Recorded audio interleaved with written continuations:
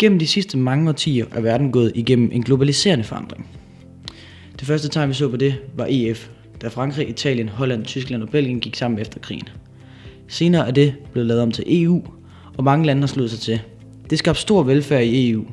Siden der er FN blevet dannet. Næsten alle lande i verden er medlem af FN, med blot få undtagelser. Men hvad har det her egentlig betydet for os? Jo, det har betydet, at vi nemmere kan lave handelsaftaler med f.eks. kineserne. Det har gjort, at vi billigere kan få produceret en hel masse ting.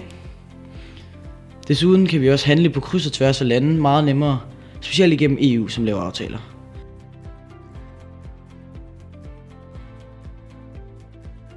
Men der har også været en negativ side ved det her. For mange vestlige arbejdere har mistet deres job, fordi det er blevet erstattet af f.eks. kinesiske arbejdere. Senest har det resulteret i, at amerikanerne valgte Donald Trump som deres præsident. Det gjorde de, fordi de ville have deres job tilbage, og det lovede Donald Trump at give dem.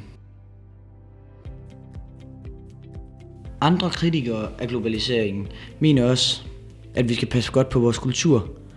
De mener, at vi bliver for ens, og det er de også bange for. De mener, at vi bliver amerikaniseret, som det hedder. Altså, at vi bliver ligesom alle andre, og alle er inspireret af USA.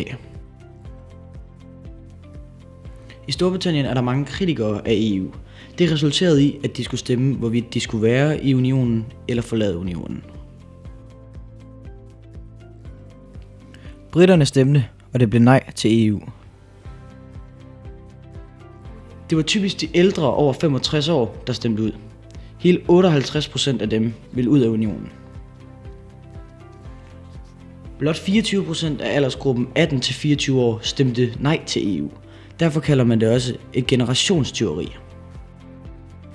Med briternes valg om at forlade unionen, er der ingen, der rigtig kender til deres fremtidsplaner.